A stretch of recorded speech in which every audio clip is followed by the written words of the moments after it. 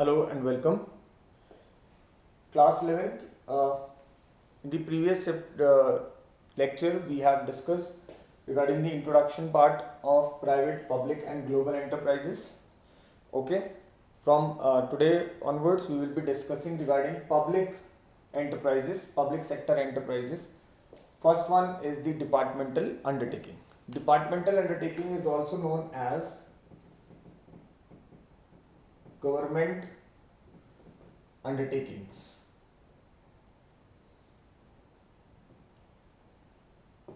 Okay, usually whatever Indian government or the government used to do as the activities or functions in the country, they work through these departmental undertakings, right? We have discussed so many examples like railways, defense, telegraph, broadcasting, telephone services, postal and telegraph services.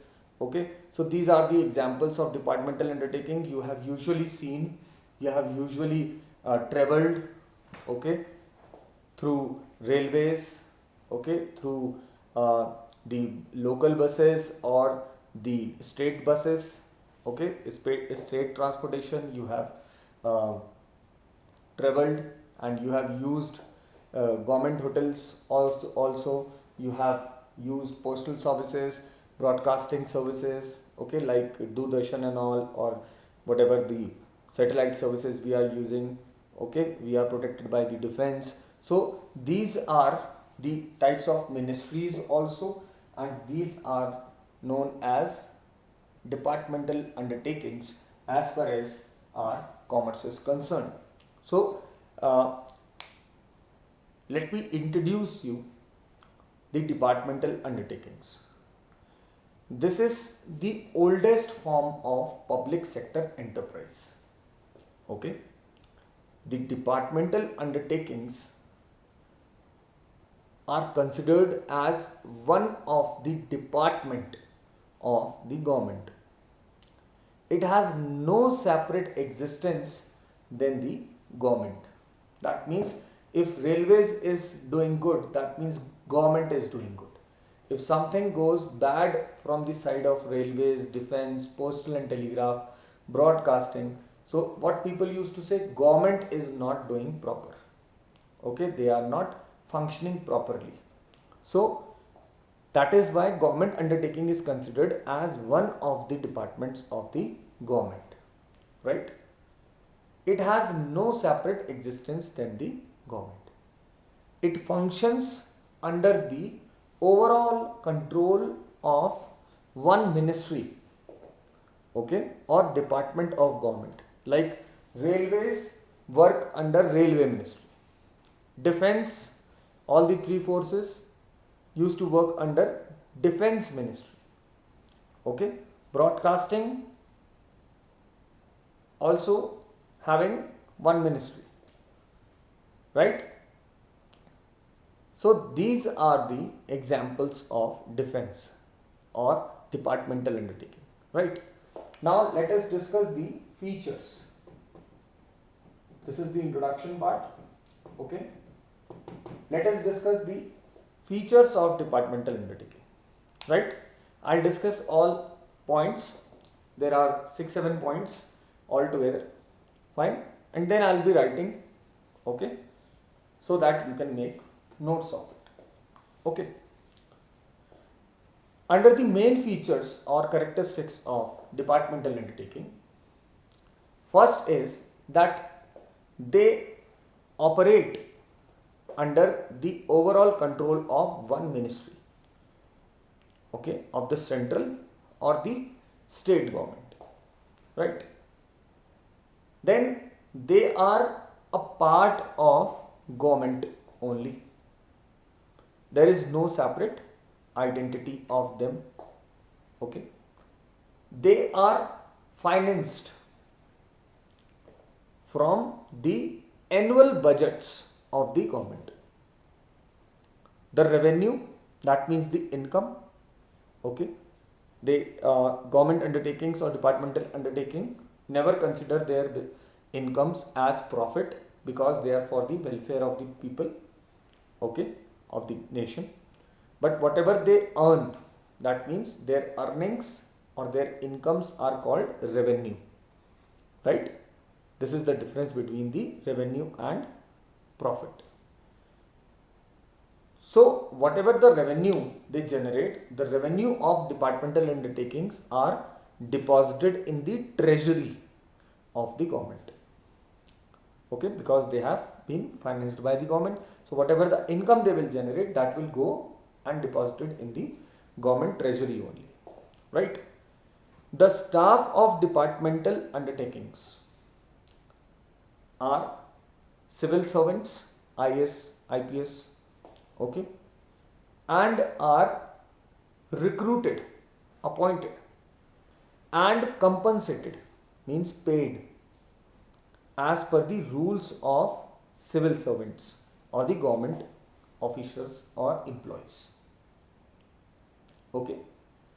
They are under the direct control of the departmental head, who is accountable, means answerable to the concerned minister, okay, and they can be sued, means a legal case can be filed in the same manner as one can file a suit against the government, okay. That means if somebody is having any problem or somebody want to take that thing as a legal matter, so that particular department can be sued in the same manner as one can file a suit against the government, okay. Something goes happen with a railway passenger, so railway passenger, that passenger will file a suit against that particular department, that means railway ministry, okay, like we used to file the case against the government, fine. So these are the characteristics of departmental undertaking. Let me write all these points, 6-7 altogether points, you please note down, okay, and we will discuss regarding them also.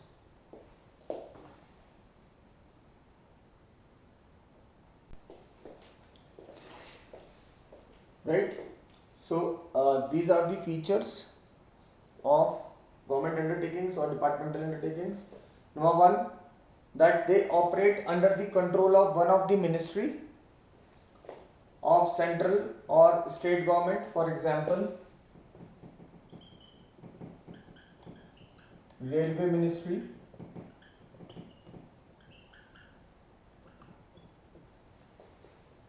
okay, this is the example.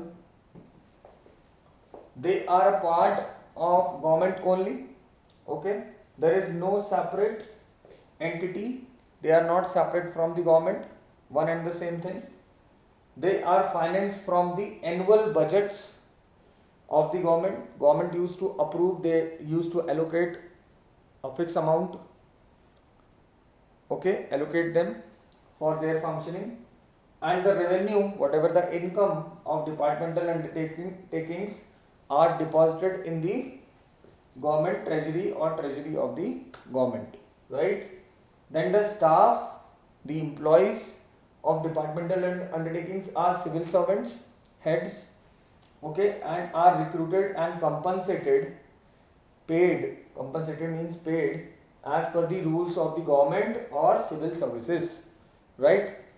And then they are under the direct control of the departmental head, those who are civil servants, and these departmental heads, okay, who is accountable to the concerned minister, right? They can be sued like other, that means departments can be, or departmental undertaking can be sued, okay, we can file a legal case against them if something goes wrong, we are not satisfied with their services or whatever the things they are providing, fine. Now we will discuss the advantages of departmental undertakings, okay. Before this, have a look on all these things, please note down, pause the slide and note down.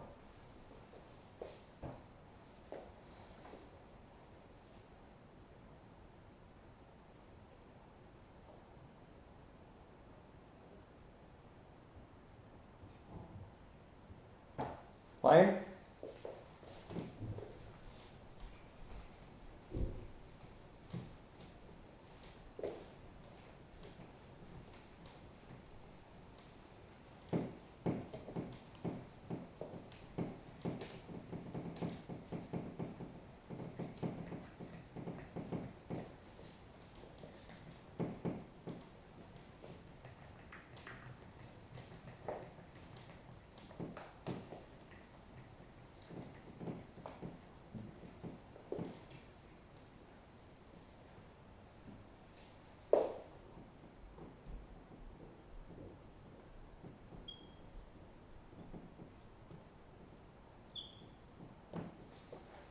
So here under this, I'll be discussing 5-6 points as the advantages of departmental undertaking.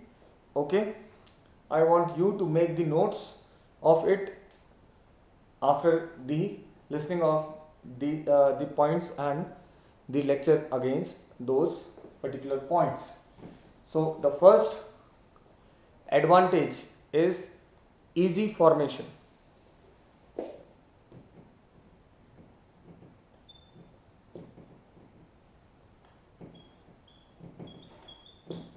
Okay, this is one of the basic advantage of departmental undertakings. How it is easy to form departmental undertaking?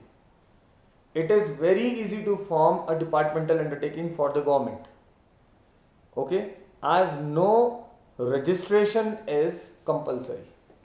Okay, as no registration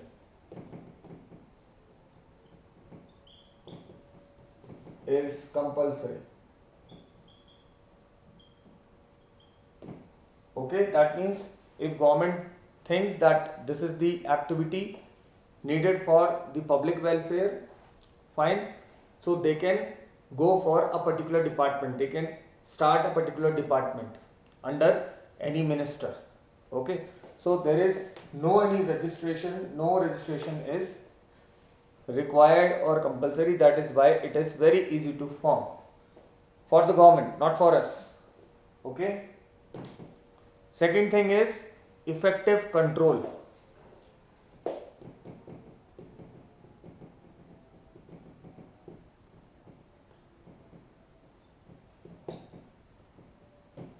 Right, whose control? Government's control. How they control? Through ministers. Okay, and who are under the ministers? The civil servants, IAS officers, who used to look after particular division, particular area or region of that particular departmental undertaking. Okay, the control on departmental undertaking is very effective as it is in direct and centralized control. Okay, effective as it is direct and centralized, because it is direct and centralized. Okay, under one or few hands. That is why it is more effective. Fine. Then third, we will discuss the optimum utilization of funds.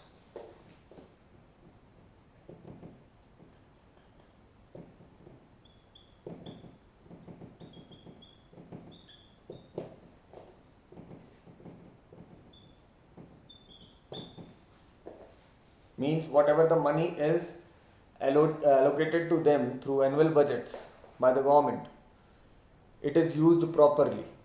So there is proper utilization of funds as financial matters are subject to ministerial sanction, approval. Sanction means approval.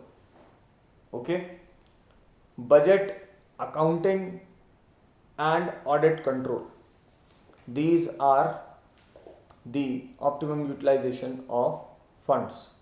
There is proper utilization of funds as financial matters are subject or under the control of ministerial sanction, budget, accounting and audit control. Okay, then accountability.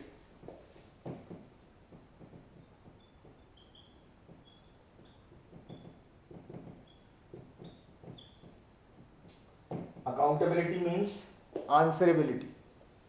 There is direct parliamentary control.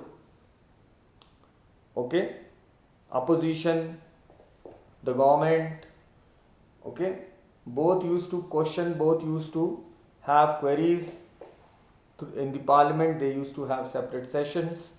Okay, they will have to answerable, they will have to answer those questions or things which are being raised in the parliament.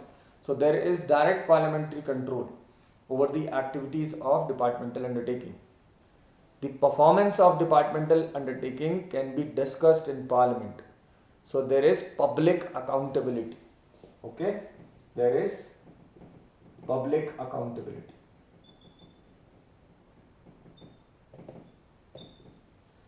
Fine. Fifth point is public revenue or revenue.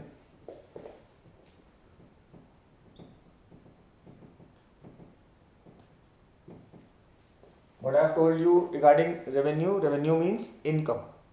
Okay, public revenue means income from public. Okay, so income from public will again be spent on public only. Fine. So the revenue of departmental undertaking is deposited in the treasury of the government, khajane mein.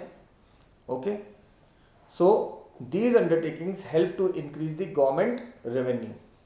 Okay, government income used to be increased through the income of the departmental undertaking. Government used to spend this income in the welfare activities or those specialized activities like railways. Okay, then secrecy.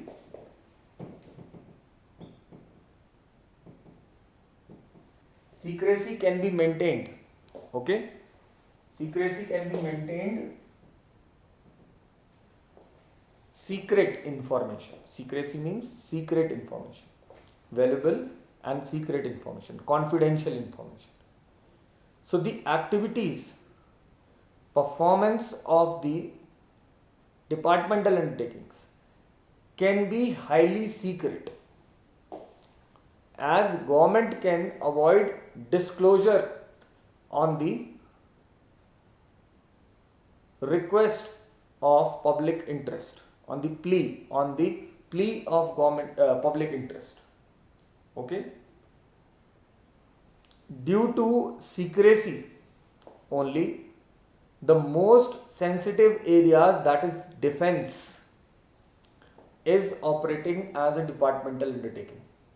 Okay, so you can also say this thing: if government want to avoid everybody's intervention or loss of confidentiality, then they can go for departmental undertaking, as they are doing in the case of defense ministry. So if they want to not hide but make secret, okay, hide the confidential information, so they can work through departmental undertaking. Okay, let me make this point clear again. The activities, the performance of the departmental undertakings can be highly secret, as government can avoid disclosure on the plea of public interest. Okay, due to secrecy only, the most sensitive areas like defense is operating as a departmental undertaking. Right? So these are some of the points, 6 points under the advantages of departmental undertakings. Right? You please note down all these points. You make separate notes and show it to me, okay, by posting your notes, that these notes I have made, all these are okay or not. I have seen many of most, you can say all the assignments submitted by you. Okay, I am happy that most of you are submitting all your assignments, but I am sorry to say that all of you are not submitting your assignments on time.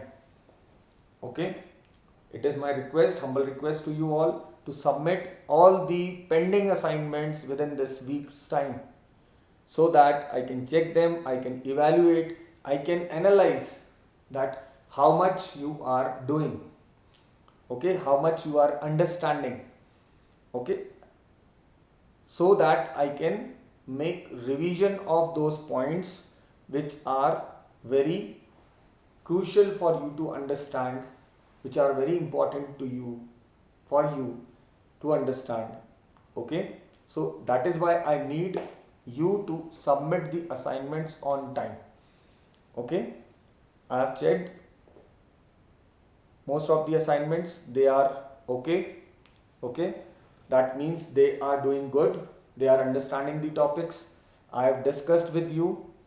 Okay, with on that day, okay, we were interacting with the entrepreneurship students and business studies students also, that till that date you are not having any problem or doubt regarding anything, but even then you are free to ask me any doubt or anything while revising, while reading, while learning, okay, while listening the lectures or answering the questions, right? Please note down, then we will discuss the further part.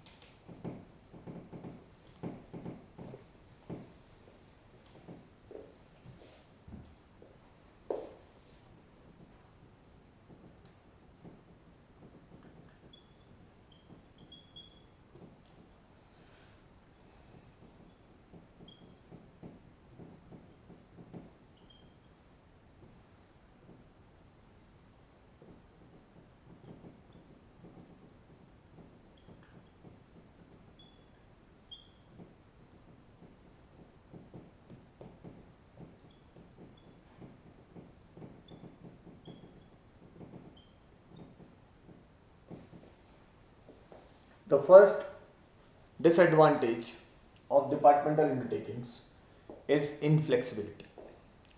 Inflexibility means they cannot be modified. Okay, they are not having freedom of operations.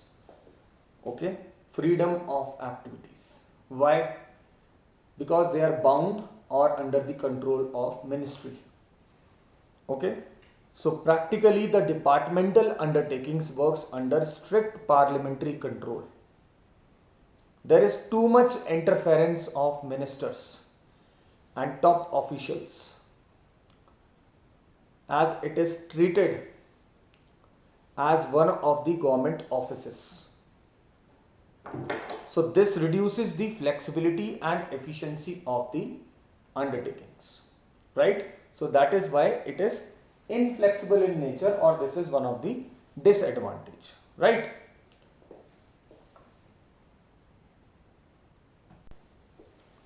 Then second is lack of motivation.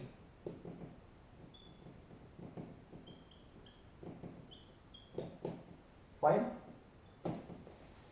So the departmental undertakings have no power to utilize their revenue, as these are deposited in the treasury. They are not having direct control over their income. So there is no incentive to maximize that revenue, or in the form of profit, maximize profit. So there is no direct relation between the efforts and the rewards. Okay, how much the efforts people used to put, okay, the departmental employees used to put, but they will be generating the same revenue. Okay, and whatever the revenue they will generate, that they cannot utilize or they cannot use for the purpose of that departmental undertaking development. Okay, because that revenue is directly deposited in the treasury of the government. Okay, so there is no such kind of incentive for them to increase their profit or revenue. Okay, and at the same time, there is no direct relation between the efforts and rewards. Okay, generally promotions are on the basis of seniority and not on the basis of the efforts put in by the employee particular. Okay, in departmental undertakings. So employees are not motivated to perform to their best ability. Okay, they are devoted. Okay, they show their devotion, they are devoted towards the department. Okay, but their extra devotion or efforts will not result in any kind of reward or any kind of promotion, because they are being promoted on the basis of seniority, what the government rules used to say.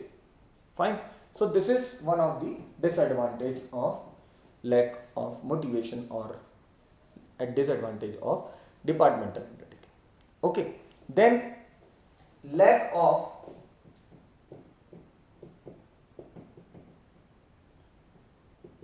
financial autonomy. Okay, lack of financial autonomy. Autonomy means freedom. They are not financially free. Okay, how? In this way that when we talk about departmental undertaking, the departmental undertaking cannot plan long term plans, or they cannot plan long term investment projects, as they are subject to budgetary control of the government. They are not allowed to use their own revenue freely, as these have to be deposited in the treasury, and it has no independence or freedom of using or utilizing funds in their own ways. Okay, in this way they are bound with financial autonomy. They are lacking this point of financial autonomy. Okay, then inefficient management.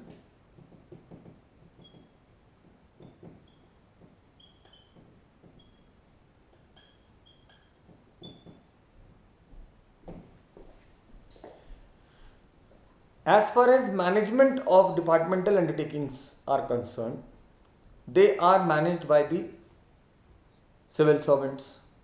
Okay, civil servants are under the ministers. Ministers may or may not be management expert.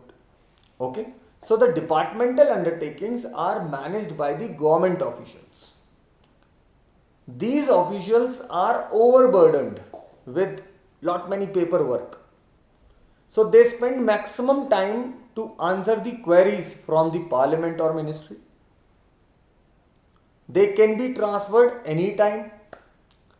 As a result, they are having less sense of responsibility and efficiency. And these are the two things which are very important for efficient management. So lack of sense of responsibility and efficiency creates inefficiency in management of the departmental undertaking and becomes a problem or a disadvantage, right? Then comes red tapeism.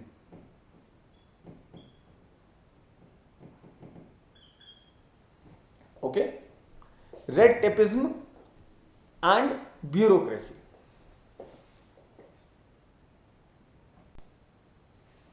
So as it is the last point, I want you to understand this point, very crucial and important point. Red tapeism and bureaucracy. Understand the terms and how it is one of the disadvantage of departmental undertaking.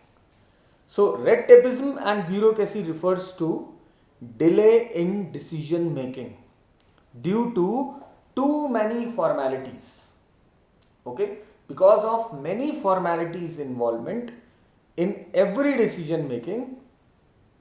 Okay, red tapeism and bureaucracy becomes obstacle in the development or the performance of the departmental undertaking.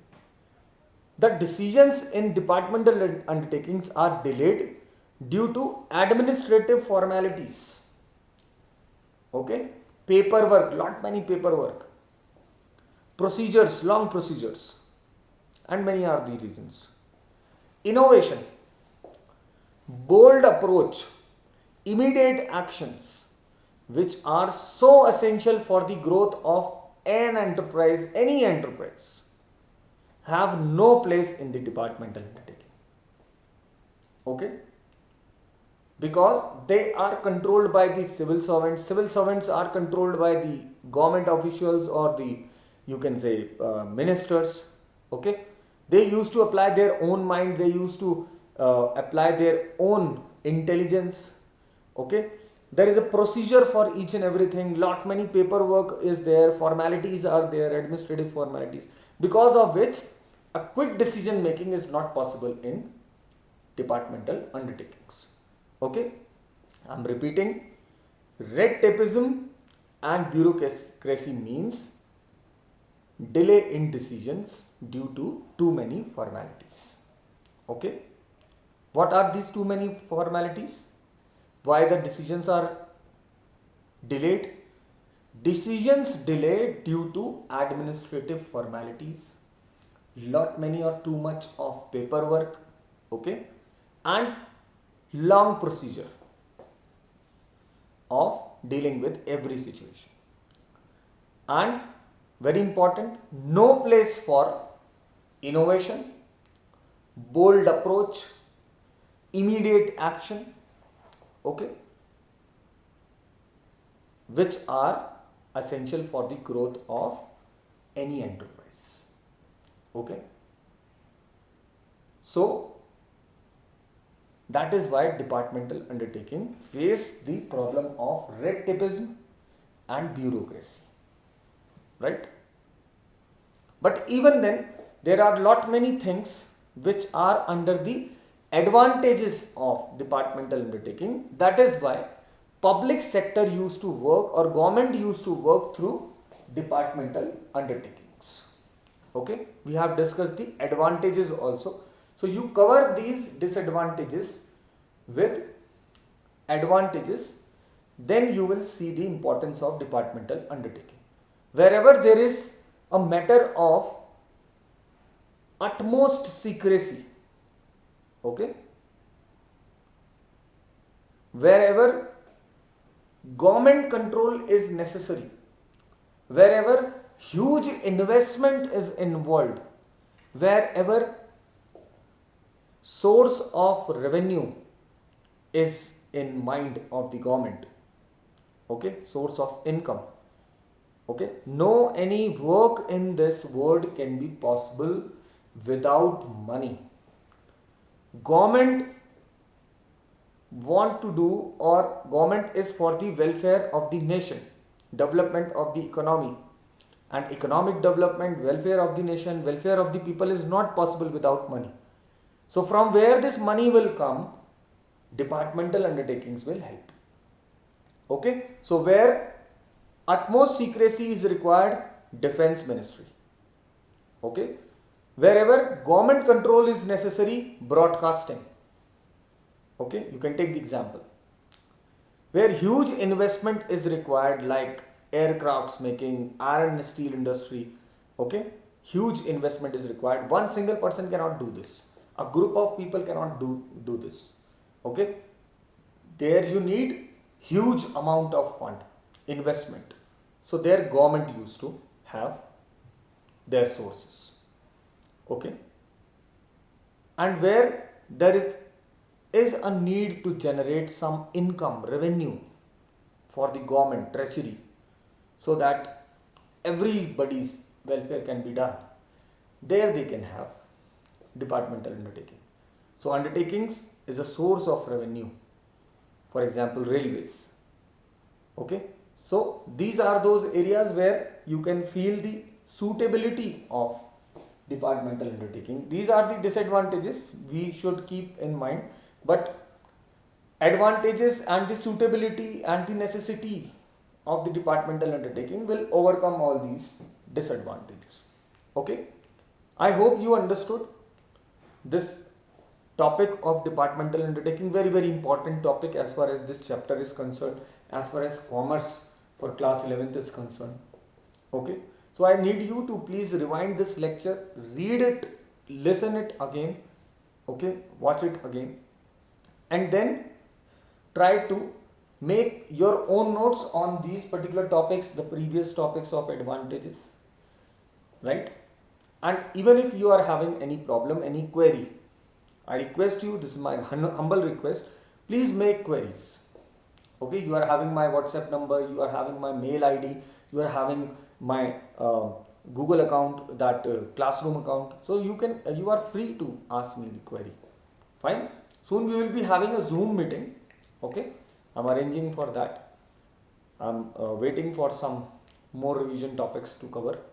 Okay, in that we will meet and we will discuss soon, maybe on this coming weekend we will be having.